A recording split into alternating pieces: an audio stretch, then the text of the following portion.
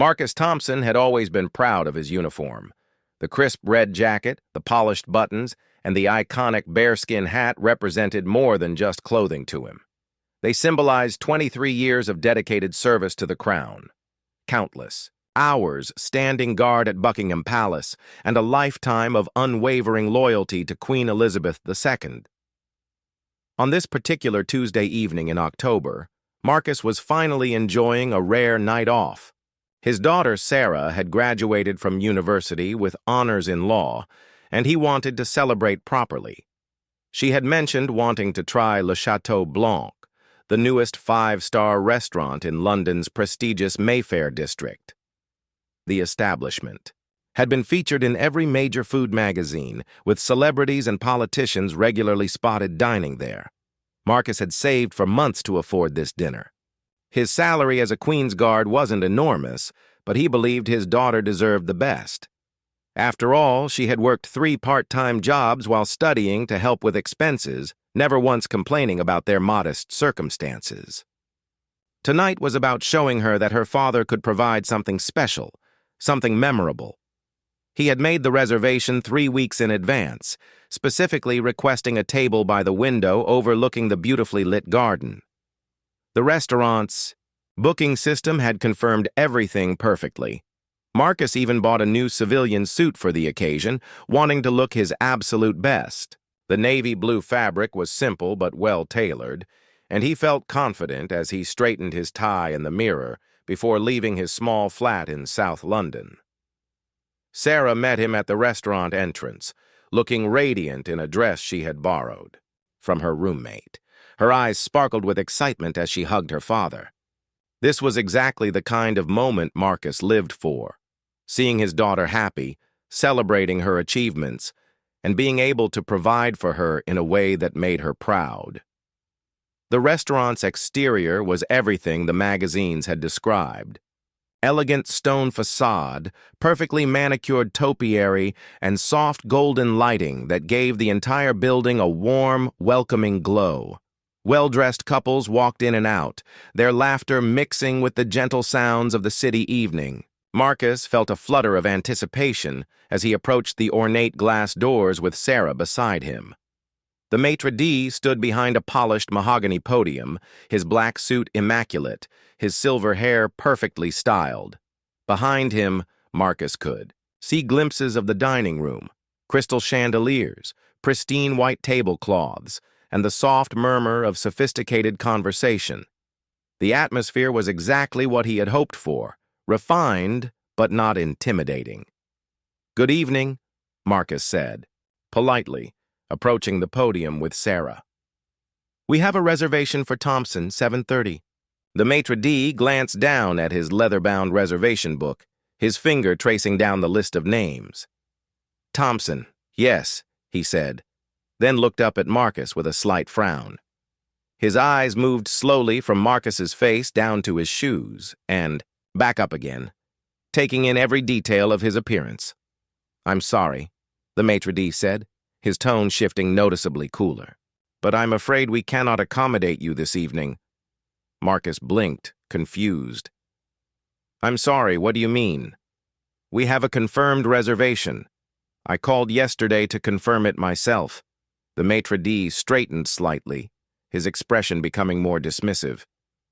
"Sir, our establishment maintains certain standards regarding appropriate attire and clientele. We cater to a very specific demographic, and I'm afraid you wouldn't be comfortable here." Sarah stepped closer to her father, her face flushing with embarrassment and growing anger. "What exactly are you saying? My father made a reservation in good faith. We're dressed appropriately and we're here on time." The maitre d' glanced around nervously, clearly hoping this conversation would end quickly. Other patrons were beginning to notice the commotion at the entrance. "Miss, please understand this is nothing personal. It's simply a matter of maintaining the restaurant's reputation and ensuring all our guests feel at ease." Marcus felt his chest tighten. In all his years of service, facing crowds, dealing with protesters, and maintaining composure in the most challenging situations, He had never felt quite like this. The humiliation was sharp and unexpected. He wasn't naive about class differences in London, but he had hoped that his money would be as good as anyone else's. "I don't understand," Marcus said quietly, his voice steady despite the storm building inside him. "We're paying customers. I've saved for months for this dinner. What specifically about our appearance or presence is inappropriate?" The maitre d' looked increasingly uncomfortable but held his ground. "Sir, perhaps there are other establishments that would be more suitable for your budget and preferences. I'm sure you understand."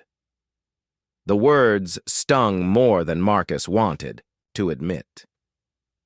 He thought about the extra shifts he had worked, the careful budgeting, the excitement in Sarah's voice when he had told her about the reservation. He thought about standing for hours in the cold rain outside Buckingham Palace, protecting the very institution that represented everything this restaurant claimed to embody. Sarah's voice was trembling with anger now. "This is discrimination, plain and simple. You can't refuse service to people based on how much money you think they have or where you think they come from." A small crowd of onlookers had gathered, some clearly uncomfortable with the scene unfolding, others watching with the detached curiosity of people observing drama that didn't involve them. Marcus felt exposed, vulnerable in a way that was completely foreign to him. His training had prepared him for many things, but not for this particular kind of battle. The maitre d' leaned forward slightly, lowering his voice but not his condescending tone. "Look, I'm trying to save you from embarrassment. The people who dine here, they're accustomed to a certain level of sophistication. You would stand out, and not in a good way. Surely you can see that this would be uncomfortable for everyone involved." Marcus looked through the glass doors at the dining room beyond, at the tables filled with people who apparently belonged in a way that he and his daughter did not. He saw their expensive clothes, their confident gestures, their easy laughter. For a moment, he almost believed what the maitre d' was telling him. Almost. But then he looked at Sarah, saw the hurt and anger in her eyes, and something hardened inside him. This wasn't just about dinner anymore. Marcus straightened his shoulders, drawing on the same inner strength that had carried him through decades of royal service. "I would like to speak with your manager," he said firmly. The maitre d' sighed dramatically, as if Marcus was being deliberately difficult. "The manager is extremely busy this evening. I assure you his response will be exactly the same as mine. We simply cannot accommodate everyone who walks through our doors." "Everyone?" Sarah's voice rose slightly. "We're not everyone. We have a confirmed reservation that was made and paid for in advance. This is illegal discrimination, and you know it." Several other guests had stopped to watch the unfolding drama. Some looked sympathetic, others appeared annoyed that their elegant evening was being disrupted by what they clearly viewed as an unpleasant scene. Marcus noticed a woman in expensive jewelry whispering to her companion, both of them shaking their heads disapprovingly. At that moment, a short, round man in an expensive suit approached from inside the restaurant. His face was already set in, lines of practiced authority, and Marcus could tell immediately that this was not going to go well. "Is there a problem here, Henri?" the manager asked, addressing the maitre d' while barely glancing at Marcus and Sarah. "These people are insisting on being seated despite our dress code policy," Henri replied smoothly. "I've explained that we simply cannot accommodate them this evening." The manager looked Marcus up and down with unconcealed disdain. "Sir, surely you can see that this establishment caters to a very exclusive clientele. Perhaps you might be more comfortable at one of the chain restaurants nearby. I hear they're quite welcoming to all types of customers." Marcus felt his face grow hot. 23 years of serving his country, of standing guard over the most important people in Britain, and these men were treating him like he wasn't worthy of eating in the same room as them. "What exactly is wrong with our appearance?" Marcus asked, his voice steady but with an edge that his fellow guards would have recognized as dangerous. "My suit is clean and appropriate. My daughter is dressed beautifully. We have money to pay for our meal. What more do you require?" The manager exchanged a look with Henri, then leaned forward conspiratorially. "Look, I'll be frank with you. Our customers expect a certain atmosphere. They come here to dine with people like themselves, successful professionals, business, leaders, members of society. You seem like decent people, but you just don't fit the profile of our typical clientele." Sarah stepped forward, her law student training kicking in. "Are you refusing us service based on our social class? Because that's illegal under the Equality Act. You cannot discriminate against customers based on your assumptions about their background or income." The manager's expression hardened. "Miss, we are not discriminating against anyone. We are simply exercising our right to maintain the standards and atmosphere that our paying customers expect. If you wish to file a complaint, you're welcome to do so through the proper channels." Marcus watched his daughter's face crumple slightly, and something inside him snapped, not into anger, but into a cold, determined clarity that had served him well in his military career. These men had made a serious error in judgment, and they were about to learn exactly who they had chosen to humiliate. "Gentlemen," Marcus said, quietly, "I think there's been a misunderstanding about who I am and what I do for a living." The manager smirked.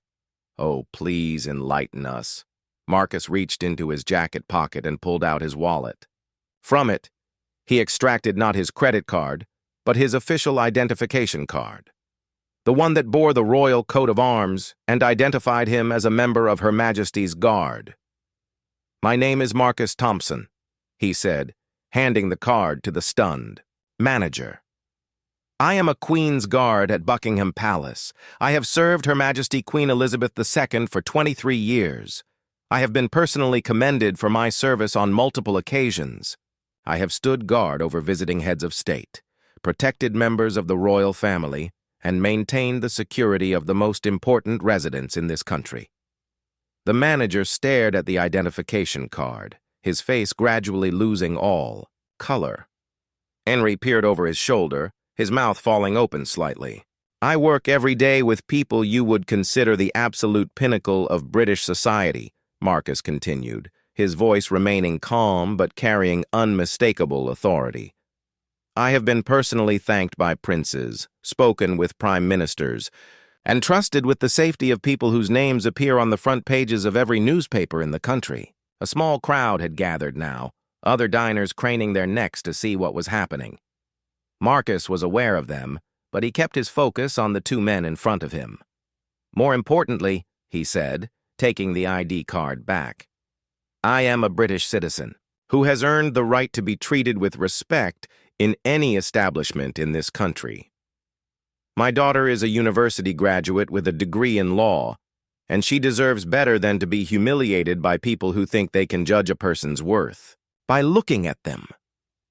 The manager was sweating now, clearly realizing that he had made a terrible mistake. "Sir, perhaps there was a misunderstanding." "No," Marcus said firmly. "There was no misunderstanding. You looked at me and decided I wasn't good enough to eat in your restaurant.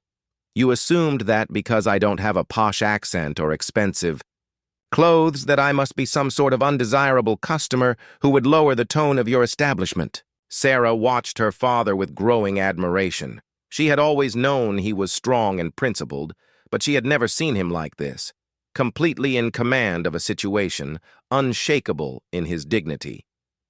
"The truth is," Marcus continued, "I probably know more about what constitutes appropriate behavior and respect for others than anyone currently dining in your restaurant. Because every day of my working life, I am required to demonstrate the highest standards of conduct, discipline, and service." The manager was now looking around nervously, clearly aware that their conversation was being overheard by other customers. Some of them were beginning to look distinctly uncomfortable with what they were witnessing. "Perhaps," the manager said weakly, "we could find you a table after all."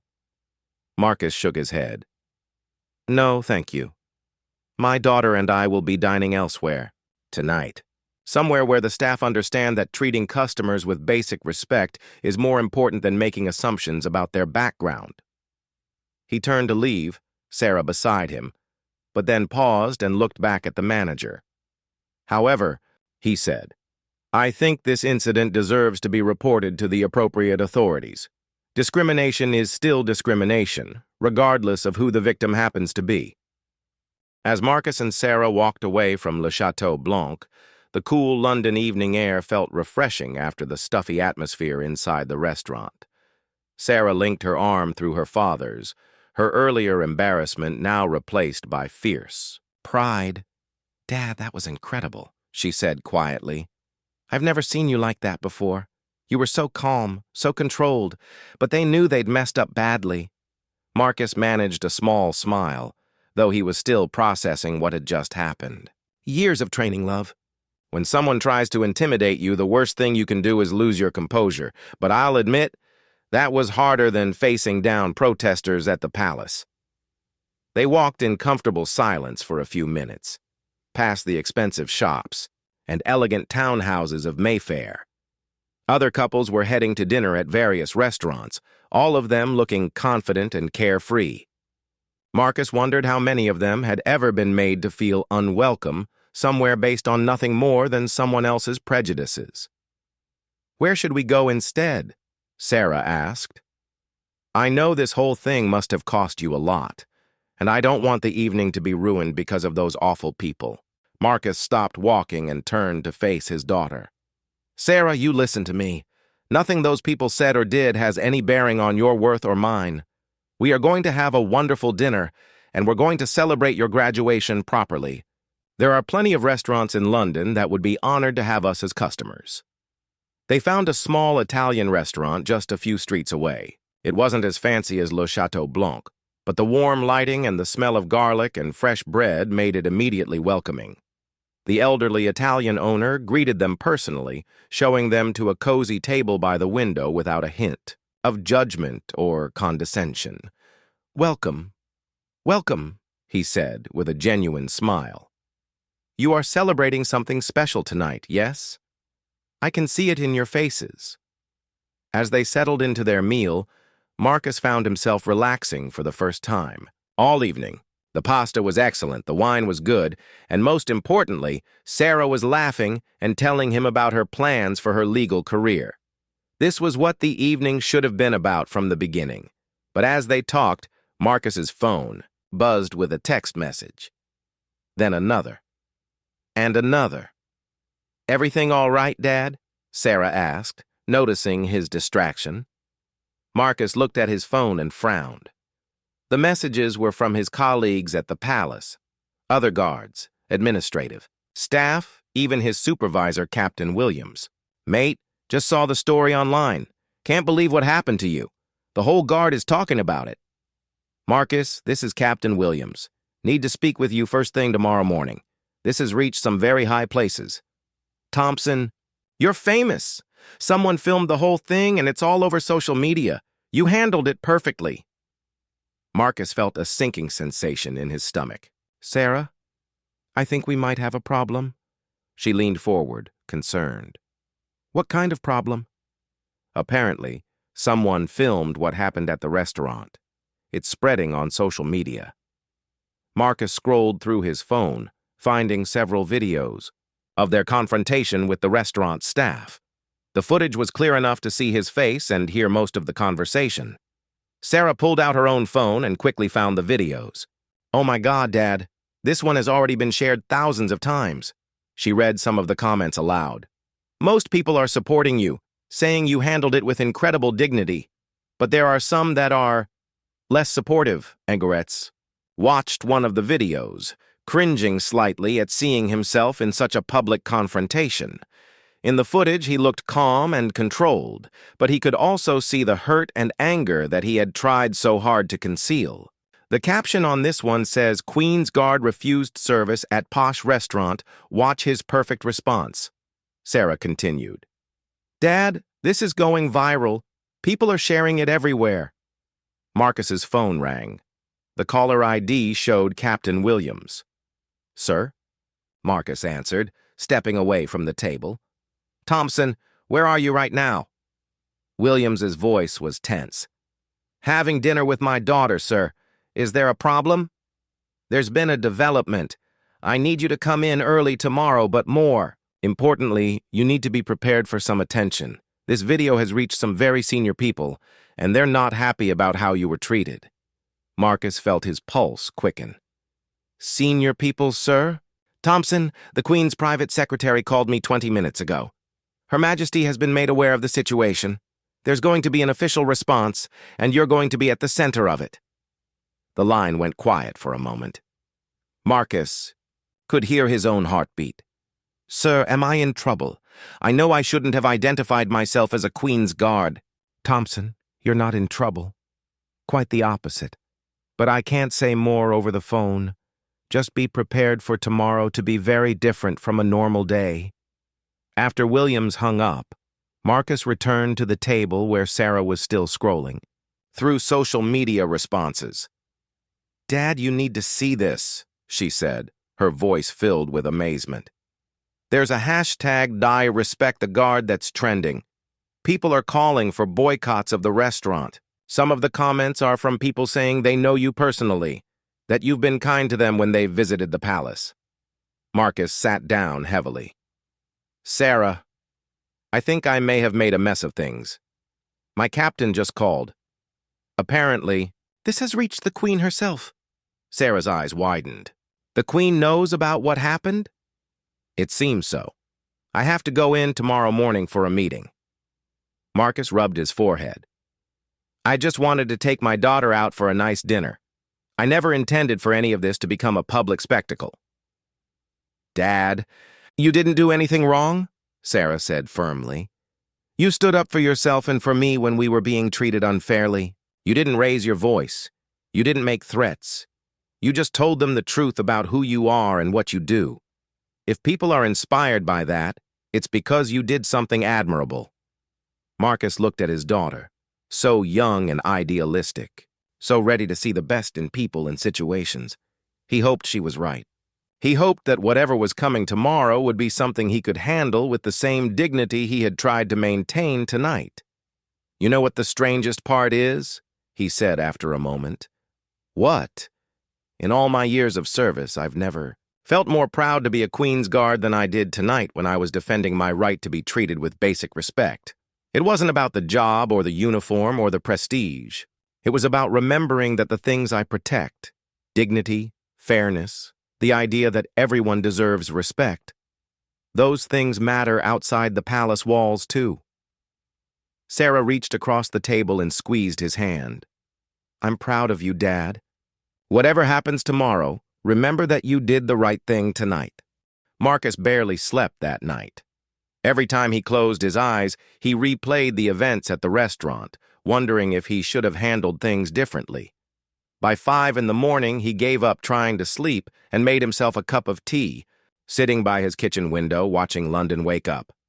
His phone had been buzzing constantly throughout the night, messages from old military friends, colleagues from the palace, and even some distant relatives who had seen the video online. The story had apparently made it onto several news websites with headlines like "Queen's Guard Stands Up to Restaurant Discrimination" and "Dignity Under Pressure, Royal Guard's Classy Response to Humiliation." At 7 sharp, Marcus presented himself at the palace, dressed in his civilian clothes as instructed. The guard at the gate gave him a supportive nod.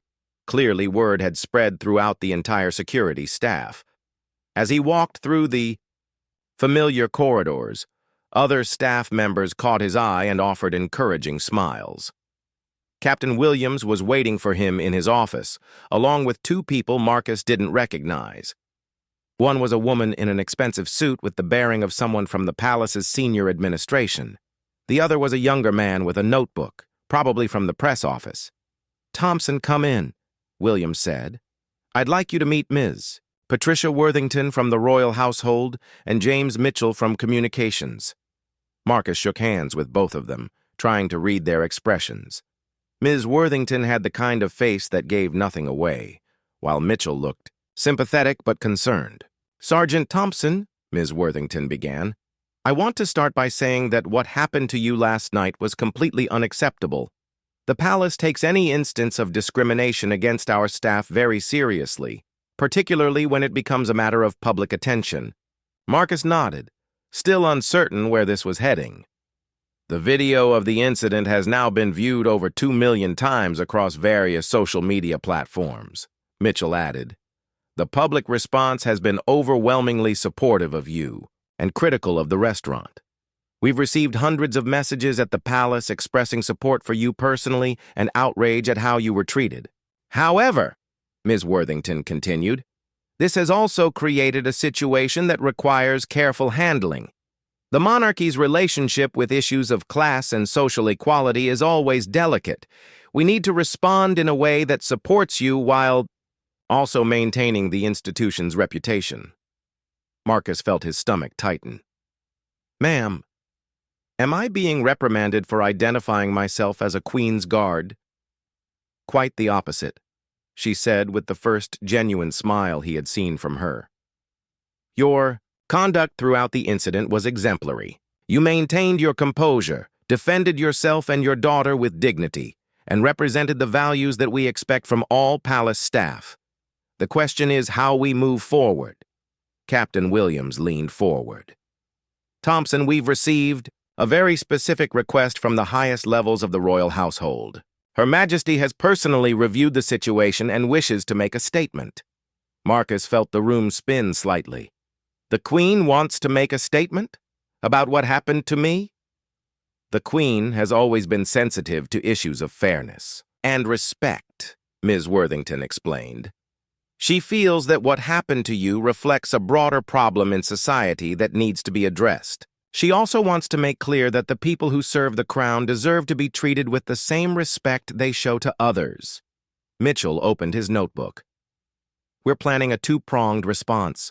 First, there will be an official statement from Buckingham Palace condemning discrimination in all its forms and expressing full support for you. Second, Her Majesty has requested that you be personally invited to a special recognition ceremony next week. Marcus stared at them. A recognition ceremony? For your years of dedicated service, yes, Ms. Worthington said, but also as a public statement that the Crown values all its servants equally, regardless of their background.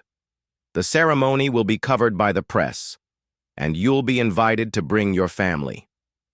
There's more, Williams added, looking almost amused. We've been contacted by Le Chateau Blanc's ownership group. They've fired the manager and the maitre d' who refused you service. They want to offer you and your daughter a formal apology and a complimentary dinner. Marcus shook his head. I don't want their apology dinner. That's not what this was about. We thought you might say that. Mitchell smiled. Which is why we have a counter-proposal. The restaurant has agreed to make a substantial donation to a military veterans charity in your name, and they're implementing new staff training on equality and respectful customer service. Ms. Worthington checked her watch. Sergeant Thompson, I have to ask, are you comfortable with this level of public attention? Once we issue the palace statement and announce the ceremony, you'll likely receive significant media interest. Marcus thought about Sarah, about how proud she had looked when he stood up to those men. He thought about all his fellow guards who worked tirelessly in anonymity, and about every person who had ever been made to feel small because of someone else's prejudices. Ma'am, if this helps even one person feel more confident about standing up for themselves, then I'm comfortable with whatever attention comes. Excellent, she said. There is one more thing. Her Majesty has specifically requested that your daughter be included in next week's ceremony. She wants to meet the young woman whose father showed such dignity under pressure. Marcus felt tears prick at his eyes. In 23 years of service, he had seen the Queen from a distance countless times, had been in the same room with her during various ceremonies, but had never spoken with her personally. The idea that she wanted to meet Sarah, to acknowledge what they had both endured, was overwhelming. When will the statement be released? He asked. This afternoon, Mitchell replied.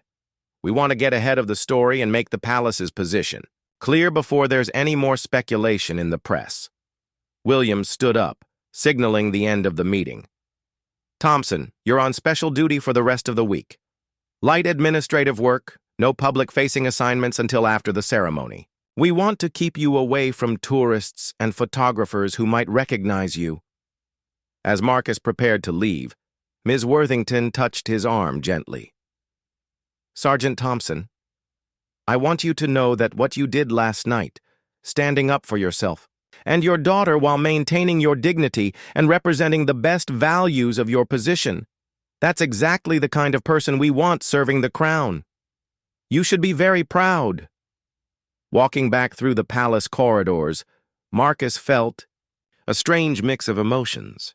Gratitude, certainly, and relief that he wasn't in trouble, but also a sense of responsibility. Somehow, a simple dinner reservation had turned into something much larger, something that would represent not just his own experience, but that of countless others who had faced similar discrimination. He thought about calling Sarah to tell her the news, but decided to wait until he got home.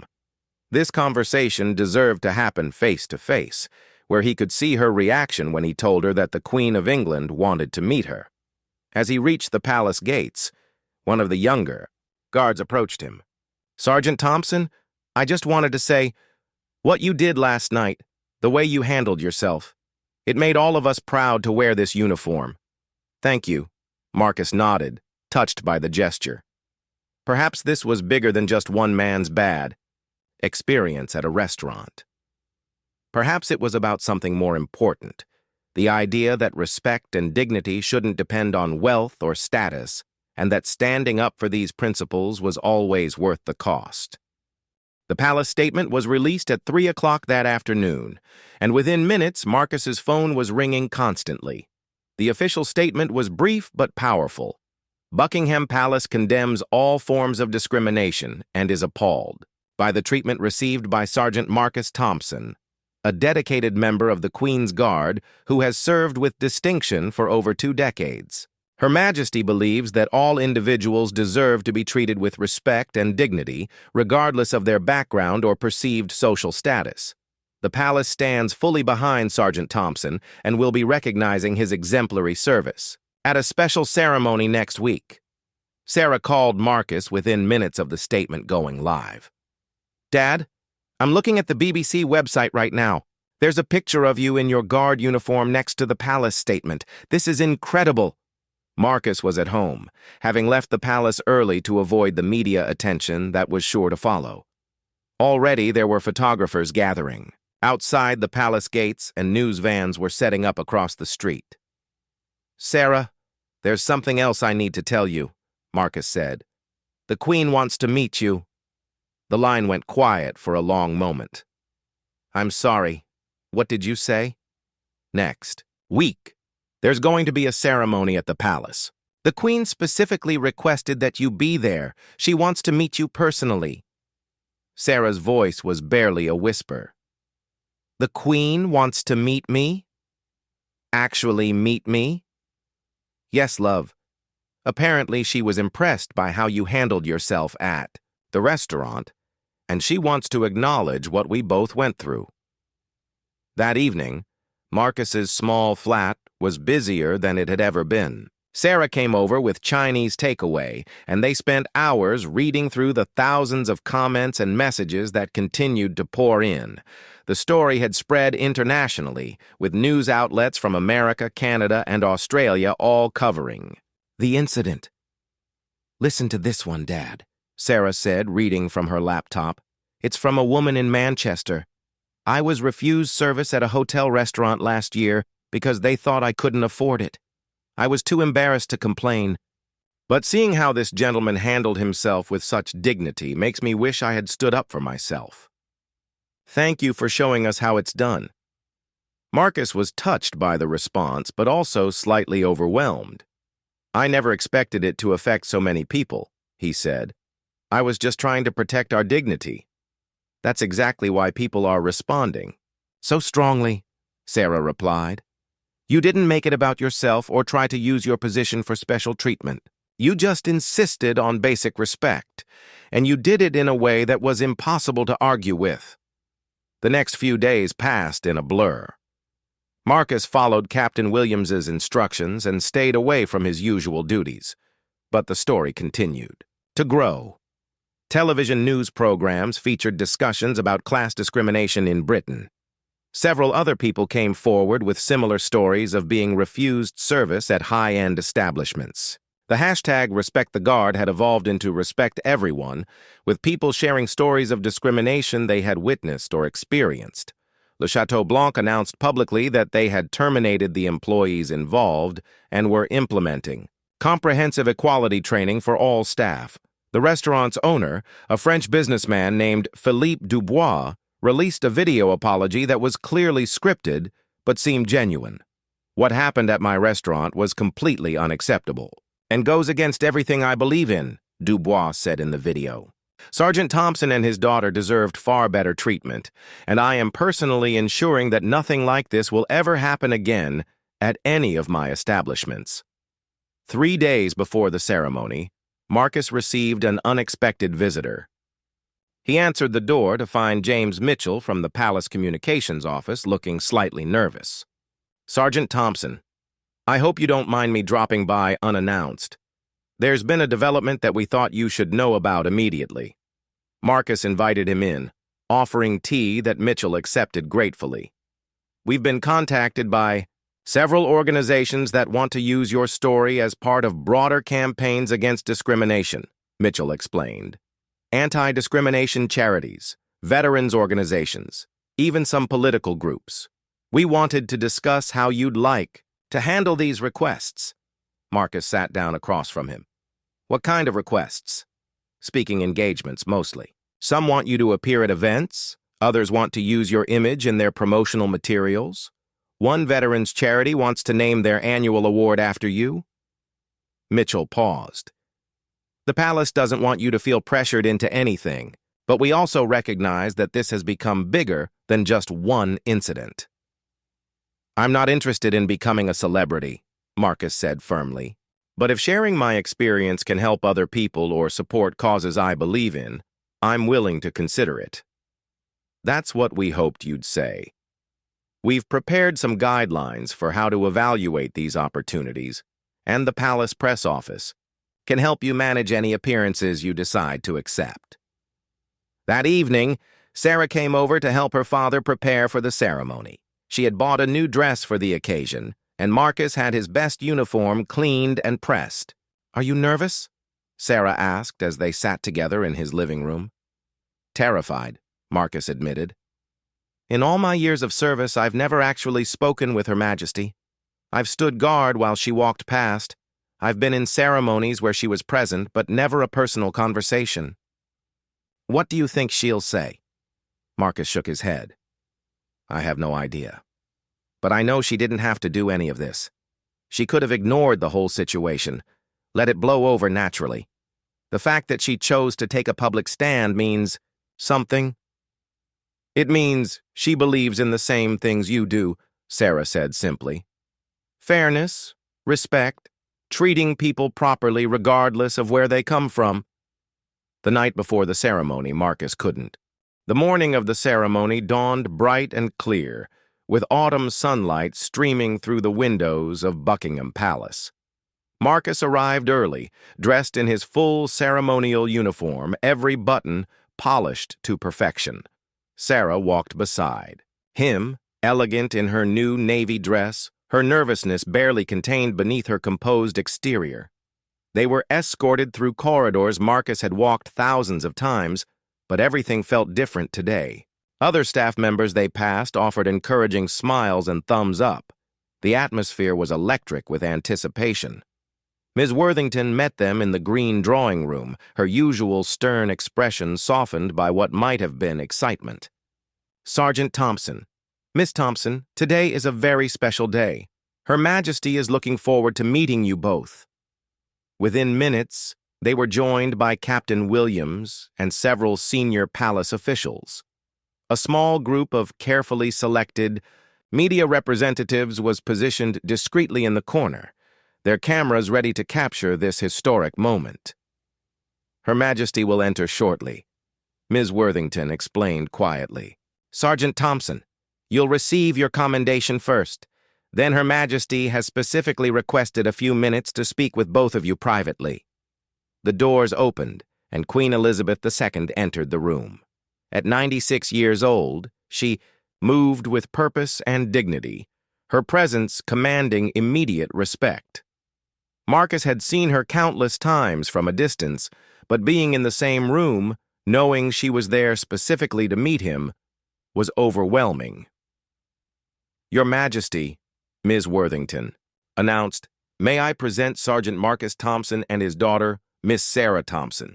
Marcus bowed deeply, while Sarah curtsied, as she had hastily learned from YouTube videos the night before. The Queen approached them with a warm smile that immediately put them at ease.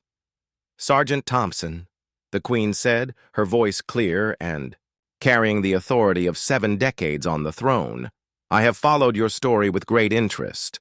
What happened to you and your daughter was completely unacceptable, but your response was exemplary. Thank you, Your Majesty, Marcus replied, his voice steady despite his racing heart. The Queen turned to Sarah. And you, my dear, showed remarkable composure for someone so young. Your father should be very proud of you. He is, Your Majesty, Sarah managed, her voice barely above a whisper.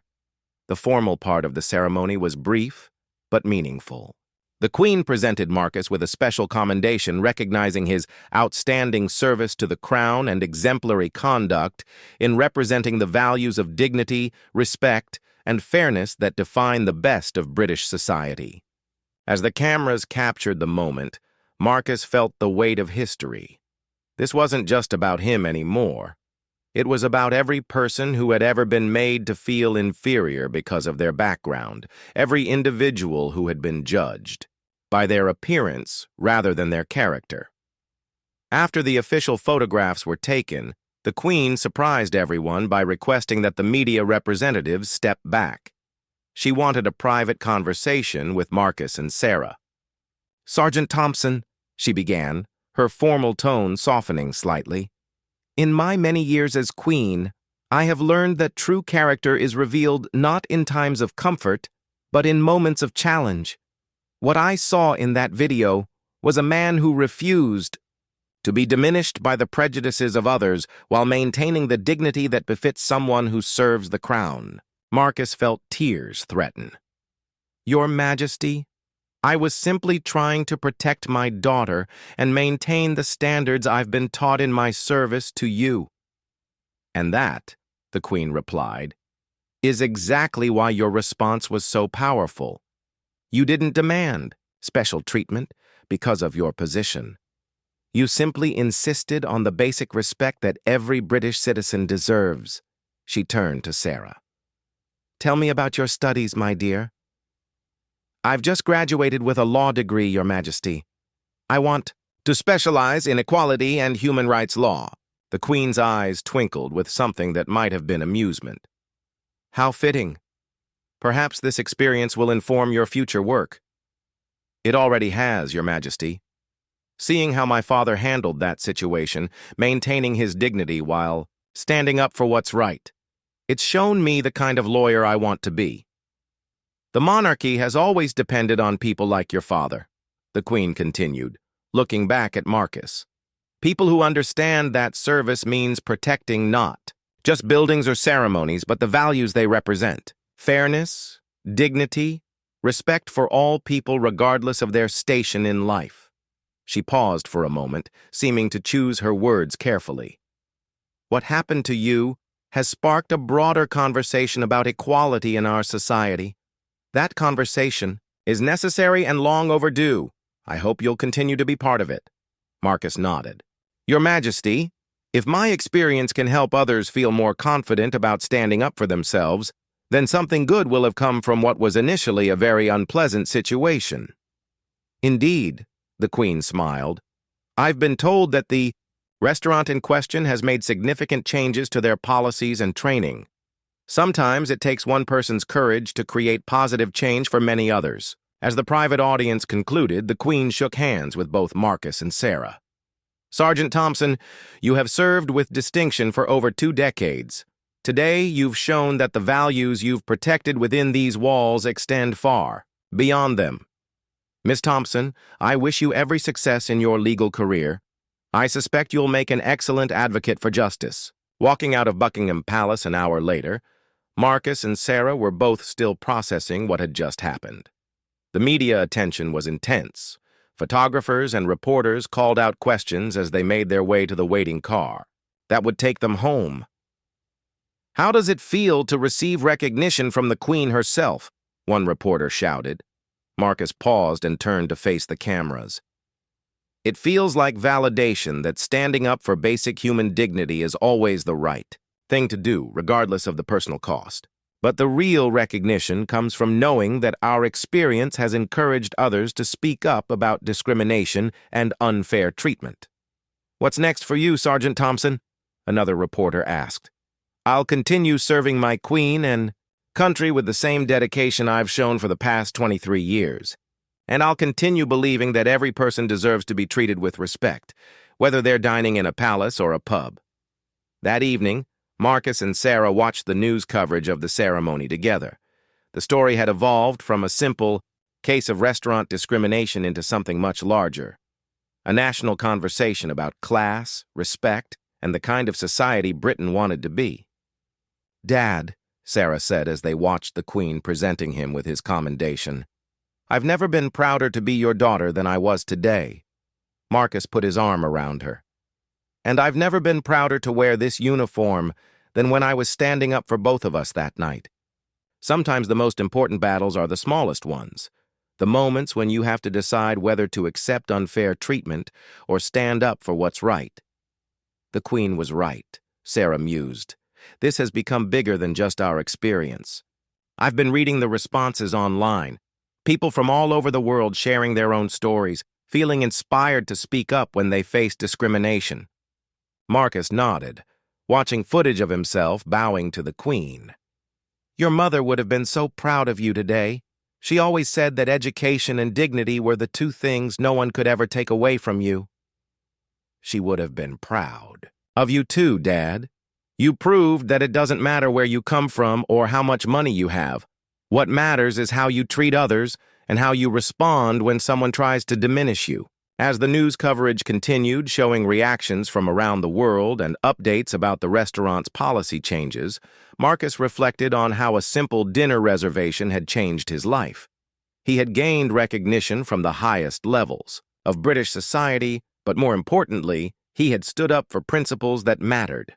He had shown his daughter and countless others that dignity and self-respect were not luxuries reserved for the wealthy, but fundamental rights that belonged to everyone. The phone rang. Another interview request, another invitation to speak, at an event about equality and discrimination. Marcus looked at Sarah, who nodded encouragingly.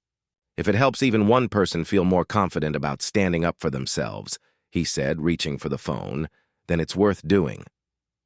Outside his window, London continued its ancient rhythm, but somewhere in the city people were having conversations about fairness and respect that might not have happened otherwise. And in a small flat in South London, a Queen's Guard and his daughter were planning how to use their unexpected platform to make the world a little more just. One conversation at a time.